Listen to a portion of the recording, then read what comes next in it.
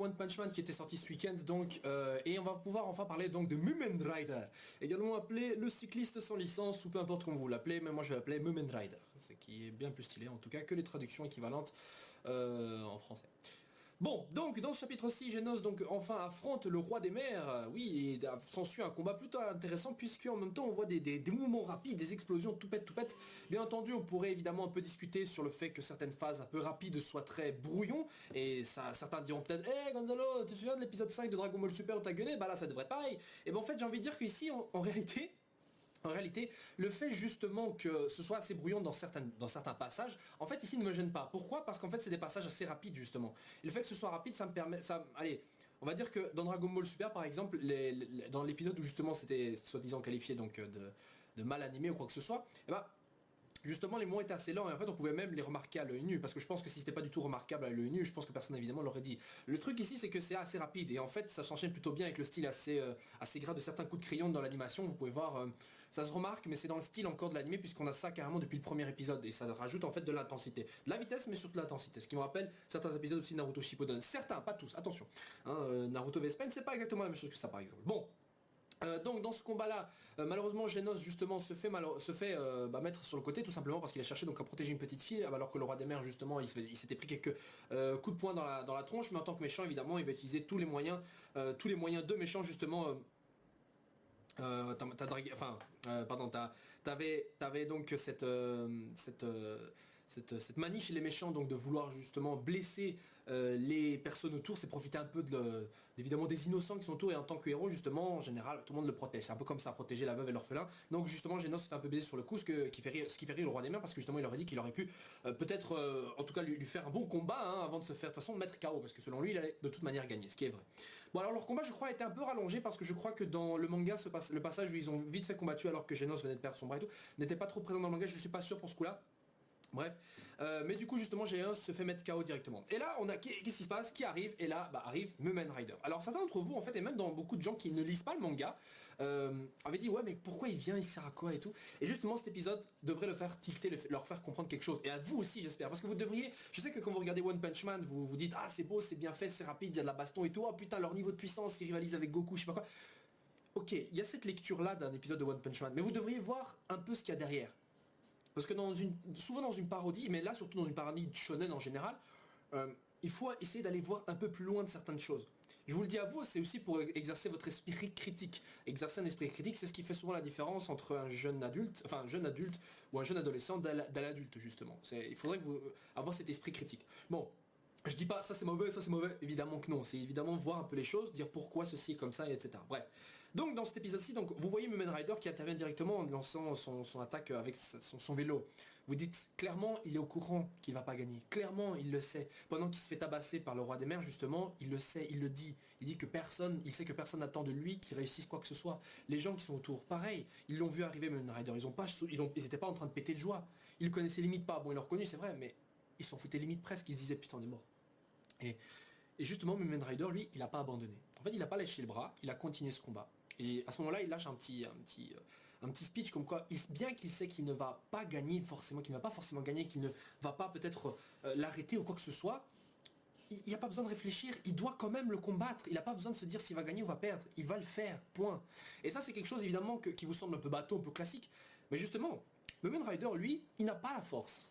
Contrairement à Genos qui lui est encore en phase d'apprentissage et qui a la force capable de rivaliser avec des grands types, justement Mumen Rider lui a déjà cette mentalité de héros de shonen qu'il y a dans Naruto, One Piece, Fairy Tail, Bleach. Il y a ça, il se pose pas là-dedans, très souvent parfois certains héros sont en doute, notamment dans Bleach par exemple, le héros est souvent en doute.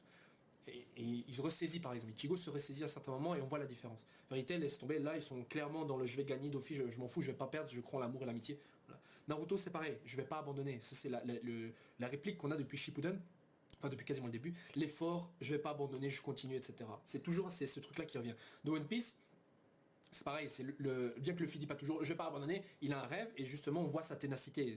Il n'a pas besoin de mots, il le montre clairement à travers ses combats, à travers ce qu'il accomplit et à travers ce qu'il subit et qui vit comme épreuve. On voit que justement tous ces héros sont liés par quelque chose, ces héros de shonen, cette volonté de jamais abandonner, cette volonté de continuer, cette volonté de poursuivre, atteindre son objectif, son but, son rêve. C'est un peu ça aussi, hein. C'est le héros de shonen, t'en as un, il a un rêve, il a un objectif et il va progresser, s'améliorer jusqu'à atteindre ce point. C'est pour ça que Saitama est un gros contraste. Il a déjà atteint son but. Notamment, le but justement est d'une certaine manière de déconstruire un peu ce qu'il a déjà accompli, c'est-à-dire de comprendre qu'il n'est pas le plus fort, qu'il y a quelqu'un éventuellement plus fort que lui qui arriverait à lui donner ce stimulus. Un stimulus de sa vie, c'est-à-dire parce que vous voyez le contraste entre Saitama avant et après. Il était avant, bien qu'il était, il était Saitama après avoir accompli son objectif et à la même expression qu'avant quand il était au chômage, quand il n'attendait rien de la vie en soi.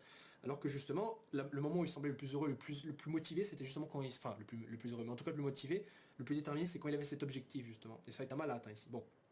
Et maintenant, je vous dis à vous, je vous avais posé la question au dernier épisode, qu'est-ce qui, selon vous, composait donc le héros de Shonen? Là, ici, on peut clairement voir les différentes choses qui composent. On prend plusieurs personnages pour en faire un seul personnage qui ferait le héros de Shonen classique. Vous prenez la mentalité d'un Mumen Rider, vous prenez l'évolution et l'apprentissage d'un Genos, vous prenez la puissance d'un Saitama, enfin le potentiel d'un Saitama ou quoi que ce soit, et vous avez déjà là tout ce qu'il faut, par exemple, pour un héros de Shonen. Bon, après, il faut aussi le passé et l'histoire, mais comme je vous l'ai dit, le héros Genos, par exemple, représente tout à fait ça. Rappelez-vous dans l'épisode où il raconte sa vie à Saitama, il parle de son passé très troublant et dur et tout ça, qui était super long, qui avait même saoulé Saitama. Et c'est ça le truc aussi, hein, c'est encore une fois pour se moquer de tout ça. C'est pour vous dire certains clichés qui reviennent et ici qui sont tournés un peu en dérision. Et donc ce Mumen Rider est un personnage extrêmement important parce que justement il arrive à apporter cette part intégrante du héros de shonen. Vous allez, comme je vous l'ai dit, vous allez peut-être trouver ça assez redondant et assez cliché, mais c'est fait exprès. Bien que maintenant on pense que c'est effectivement cliché, ça reste un code. Je dirais ouais, que c'est plus une sorte de code de shonen hein, qu'on a dans les shonen. Certains évidemment shonen essaient de pas trop le mettre en avant. C'est un peu sous-entendu que le héros il doit jamais abandonner quoi que ce soit. Mais est-ce que jusqu'ici vous avez vu cette mentalité là? Jusqu'ici pas vraiment. Elle n'a pas été tellement mise en avant. Genos c'était plus j'ai un objectif, devenir fort et je suis mon maître, etc. Mais de lui-même il n'apprend pas tellement grand chose. En général les héros de shonen c'est vrai ils ont des maîtres, mais ils sont pas relégués à ce point-là dans un second plan. Hein, Genos reste quand même au second plan, bien qu'il soit toujours mis en avant. Il est mis en avant justement pour permettre la venue du vrai héros Saitama. Et encore dans cet épisode-là, on voit la même chose. Sauf qu'ici justement, on a Mumen Rider donc qui arrive à temporiser et à gagner du temps. Parce que sinon Genos aurait été juste buté tout court. Il aurait été réduit en bouillie. Bien que là il s'est bien blessé, là il aurait été totalement réduit en bouillie à tel point qu'il n'aurait pas pu se réparer. Donc il gagne du temps sans le savoir pour Saitama. Et justement c'est ça le truc. Bien qu'il ne sait pas qui va gagner, il continue à combattre. Il gagne du temps et ça permet à Saitama d'arriver avant que justement le roi des mers tue les humains ou quoi que ce soit. Donc comme quoi son effort n'a pas été inutile.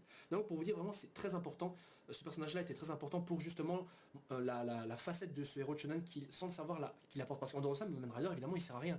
Son utilité est juste pour montrer que bien que quelqu'un n'a pas assez de force, bien qu'il n'a peut-être pas l'air d'avoir les capacités, bien qu'il n'a pas, il n'exprime pas, il n'a pas cette aura de quelqu'un qui soit capable de faire quoi que ce soit, il n'empêche qu'il a aussi cette chose très précieuse que tout le monde a et que parfois même les plus forts n'ont pas, c'est cette volonté de ne pas lâcher prise, cette volonté de continuer et de ne pas abandonner. Et ça, c'est tout à fait à part, c'est indépendant de la force. En fait même c'est une autre force. La volonté, c'est une force. Et Mumen Rider a la volonté. Il a cette volonté, bien qu'il n'a pas la force physique, il a la volonté du cœur, il a la volonté de l'âme si vous voulez. Bon, vous allez trouver que c'est beau, mais c'est très important ce que je vous dis là. C'est une manière pour vous d'appliquer cette grille de lecture.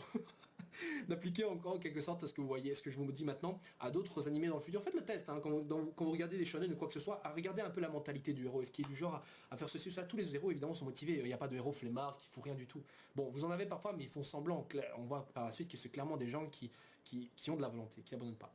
Alors les gens, aussi un autre élément assez important à noter, c'est la transmission donc de cet espoir à partir de Mumen Rider donc envers les gens qui étaient autour de lui, qui étaient en train d'assister à la scène impuissants. Comme vous avez pu le remarquer, Mumen Rider, par le fait que celui-ci donc ne désire pas abandonner et veut continuer à combattre malgré le fait que celui-ci pense qu'il va échouer, comme les autres pensent aussi qu'il va échouer. Ah non, pardon, pas que Mumen Rider pense qu'il va échouer, mais que tout le monde pense qu'il va échouer. Et ben, au final, les gens passent de la crainte de la mort à celui du courage. Ils sont là en train de l'encourager. Peut-être sont-ils tous conscients qu'il n'arrivera pas à véritablement battre le roi des mers. Pourtant, les gens autour reprennent confiance, même si on peut dire que s'ils y réfléchissent un peu, bah, clairement, Mumen Rider ne fait pas le poids. Mais ils sont là à l'encourager. Et ça, c'est encore une fois cette transmission, ce caractère de ne pas baisser les bras, de continuer, de progresser. C'est un truc aussi inhérent aux héros de shonen, même assez important. Regardez Saitama, regardez un peu tous les... Pardon, pas Saitama en fait, parce que c'est pas encore arrivé cette scène où on en parle. Ça arrivera avec un autre personnage. Mais Les héros de shonen très souvent sont entourés d'autres personnages qui se sentent bien autour du héros de shonen, qui se sentent confiants, qui ont du courage. Regardez le personnage de Hinata dans Naruto, elle l'avait dit par rapport à Naruto, quand elle est à côté de lui, elle sent qu'elle peut arriver à faire n'importe quoi, que tout est possible. Bon, c'est pas uniquement inhérent à Naruto, ce genre de choses arrive très souvent dans beaucoup de shonen manga. Certains personnages donc se sentent pousser des ailes, se sentent plus forts, se sentent mieux quand ils sont à côté du héros. Et c'est ce qui arrive ici. Mumen Rider, bien qu'elle n'étant pas vraiment le héros principal de One Punch Man, arrive à transmettre donc cette sensation aux gens autour de lui. Comme je vous l'avais dit, c'est très important cette mentalité-là pour le héros de shonen, et je trouve que Mumen Rider représente donc parfaitement cette mentalité, cet esprit-là. Voilà. Bon, donc du coup il gagne du temps pour Saitama qui arrive et qui explose donc le roi des mers peu de temps après. Bon, ensuite s'enchaîne une scène assez intéressante je trouve, où justement un des humains qui était protégé dit que voilà, c'était pas grand chose, visiblement le monstre avait pas l'air si fort que ça en fait. Bien que des gens disent ah, mais non le monstre était fort, il y a des héros de rang S qui sont fait exploser et tout, Saitama arrive donc forcément il est très fort. Ou alors c'était juste que le monstre était très faible et que les héros eux-mêmes étaient très faibles. Donc c'est en quelque sorte le connard typique donc qui fait son commentaire. Mais pour moi qu'est-ce que j'ai vu à travers ce personnage? Moi personnellement ce que j'ai vu, maintenant c'est encore une fois mon interprétation de la chose, ce que j'ai vu à travers ce personnage c'est le perso qui fait la critique là, qui a une voix en disant ouais vous êtes des nuls et tout. Pour moi ça représente typiquement le genre de personne qui... Enfin même pas une personne, il représente plutôt plus ou moins les personnes ou les obstacles, si vous voulez, dans votre vie qui vous empêchent de progresser. Très souvent, ça c'est vous, ça c'est un objectif. Plus vous rapprochez, enfin ça c'est vous, ça c'est votre objectif, ouais. Plus vous rapprochez de votre objectif, évidemment, plus vous aurez des obstacles, que ce soit des personnes ou des épreuves dans la vie. Ces choses-là vont vous donner envie d'abandonner, vont vous rabaisser, vont, vont vous donner envie de baisser les bras et de ne pas continuer. Et des choses vont être très dures. Mais là, clairement, justement, Saitama il fait quelque chose. En fait, il arrive à sauver l'honneur de tous ses héros, par exemple, en leur disant que clairement, ouais, voilà, voilà, t'as raison, le monstre est très faible, j'ai fait ça pour gagner, j'ai fait ça pour moi-même choper toute l'estime. Pourquoi il fait ça? Évidemment pour permettre de sauver l'honneur de tous les autres héros. En gros pour faire en sorte que tout le monde pense que Saitama juste n'était effectivement pas très fort, il a juste pris toute la gloire pour lui. Ce qui voulait dire que les héros qui ont combattu avant le monstre, qui ont combattu le roi des mers étaient très forts et qui l'ont affaibli assez que pour que Saitama puisse le buter. Et donc comme je vous l'ai dit, ce personnage qui arrête pas de critiquer tout ça, c'est un peu le genre de personne qui va toujours vous dire ouais vous êtes nul, vous abandonnez, que ça sert à rien de continuer et tout. Dans les héros de shonen, dans les mangas pardon, shonen classiques, vous avez souvent ce personnage là qui vous dit d'abandonner, de laisser tomber que ça sert à rien, vous allez perdre, qui est genre sûr et certain de sa victoire. Et quand vous le mettez en contraste par rapport à un personnage comme Mumen Rider, clairement vous comprenez justement ce qu'on essaie d'opposer au héros de shonen. Le héros de shonen avec sa volonté de jamais abandonner, on le met face à des personnages, à des obstacles qui parfois qui sont là surtout pour le faire tomber, le faire abandonner. Et ça justement je trouve que c'est quelque chose de assez beau dans les mangas qui sont adressés aux jeunes. À travers évidemment une histoire et des petites bagarres qui ont l'air très enfantins, on leur fait passer tout de même un message assez important, c'est de jamais baisser les bras. Et ça c'est quelque chose de très important. Je trouve que c'est une des choses pour moi qui permettent de dire qu'un manga c'est pas non plus ce qu'on pourrait voir en premier lieu. C'est des trucs aussi, c'est des valeurs qui sont la valeur de l'effort, quoi que ce soit. Bon, je pense que vous connaissez un peu la chanson, vous avez tous vos exemples qui représentent tous ces exemples-là. Bref, donc, du coup, l'honneur des héros sont sauvés, Saitama s'en va, et justement, il reçoit une promotion, donc il passe premier dans le rang C, et ensuite accepte donc de passer dans le classe B, la classe B des héros.